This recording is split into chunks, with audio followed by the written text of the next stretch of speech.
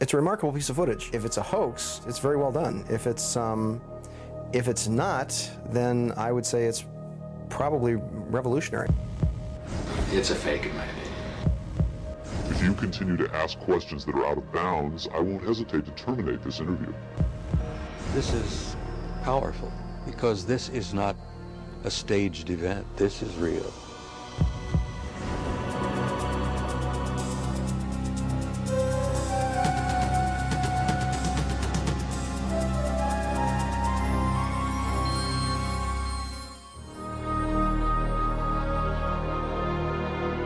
Interest in UFOs and Area 51 is at an all-time high. Last year, a highly rated TV special and best-selling home video purported to show an actual autopsy of an alien being from the famous Roswell, New Mexico crash of 1947. Many people and even some experts believed that autopsy footage was genuine. If that was indeed the body of an alien being from another world, could the footage in this program be the world's first hard visual evidence of an actual living and breathing alien being? An alien being communicating in an interview with a highly covert arm of the U.S. government? If the footage we're about to show you is genuine, then this could very well be the most important video in the history of mankind, proving once and for all that we are not alone.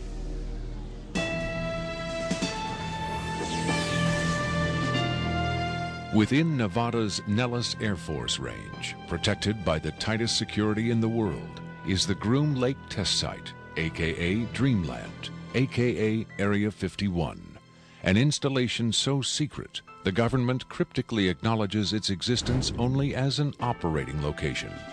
Until recently, the military flat out denied the presence of such a base.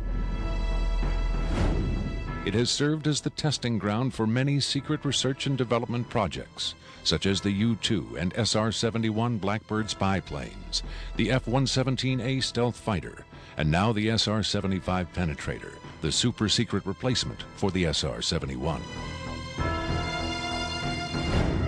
Every morning, a select group of specialists with high security clearances, some reportedly as high as 38 levels above top secret, arrive at McCarran Airport in Las Vegas to be flown to Area 51 aboard a Boeing 737.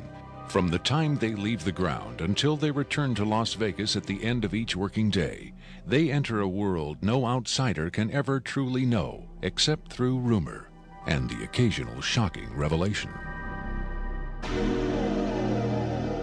In 1989, a physicist named Robert Lazar went public with the stunning claim that the United States government was test flying dish-shaped aircraft of extraterrestrial origin at Area 51.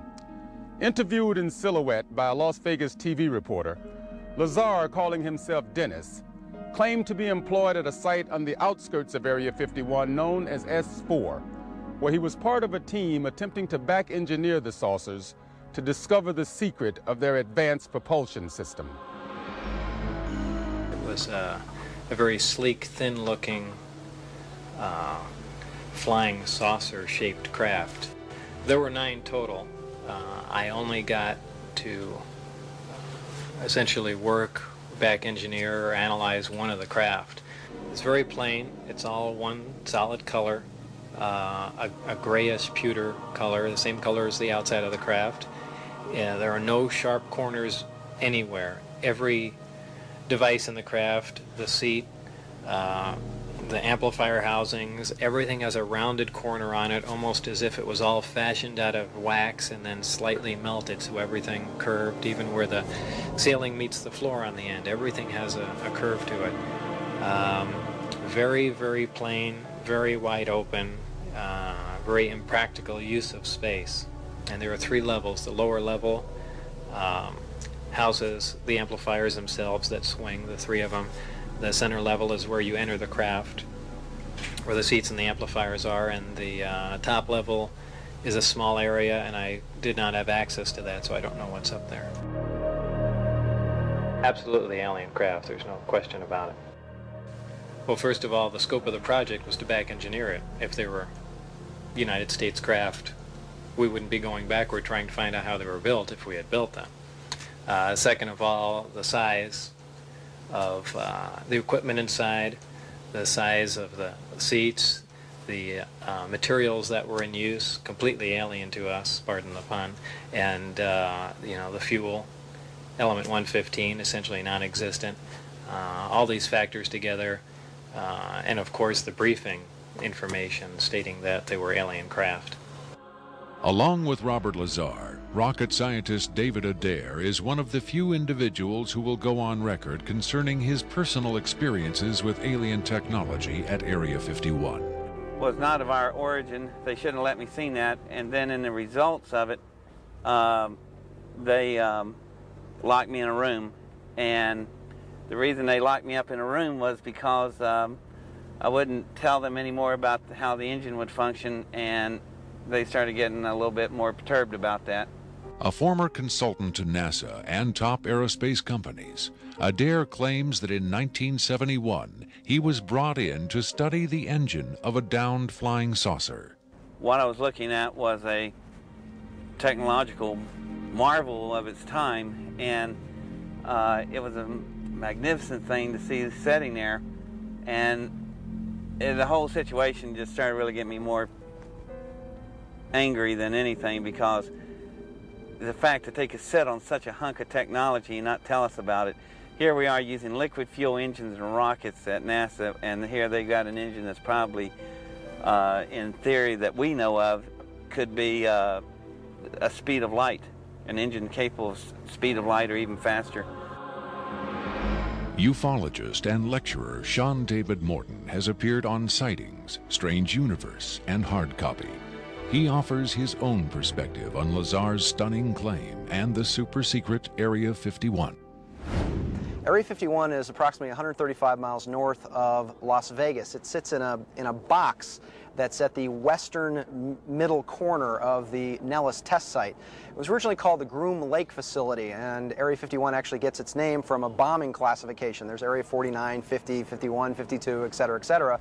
So one of the things that Robert Lazar told us was that if we simply went out to a black mailbox at 6:30 p.m. on Wednesday nights, that we would actually see flying saucers, that these objects would test, and that this was the military testing time between 6:30 and 9:30, and then early in the morning between about 3 a.m. and about 6 a.m. Vigorous efforts have been made by employees of the government and others to debunk Lazar's claims and discredit him personally. Nevertheless, Area 51 has become the center of a raging controversy, whether in fact certain clandestine agencies of the U.S. government are in secret contact with alien beings. Project Sigma was supposedly a deal between the United States government and various extraterrestrials that after the Roswell crash of 1947, that an organization called Majestic 12 was formed, and then in 1953, President Eisenhower was then brought in on this. Well, there was a negotiation going back and forth between the United States military, the government, and the extraterrestrials. Apparently, we had a number of things that the extraterrestrials wanted. Number one, the military needed hardware. We wanted technology, we wanted weapons technology, propulsion technology, metallurgy technology, and in exchange for this, the ETs were willing to trade us their hardware for our software, and software namely being us. What they primarily wanted was genetic material, and in exchange for that, they were willing to give us certain technological advances, like a number of flying saucers. It is out of Area 51 that the tape we are about to show you was supposedly smuggled. On Friday, July 26, 1996, the offices of Rocket Pictures, a producer-distributor of motion pictures and television programs, received a phone call. A male voice, identifying himself only as Victor, claimed to be in possession of a videotaped interview with an extraterrestrial being. Tom Coleman, president of Rocket Pictures, was intrigued enough to take the call. I, of course, thought this was some hoax. In fact, I thought it might have even been my brother at one point. But as we spoke, this was someone who seemed to be very serious. We went back and forth on this, and I basically decided that, you know, this is a little bit too weird for me.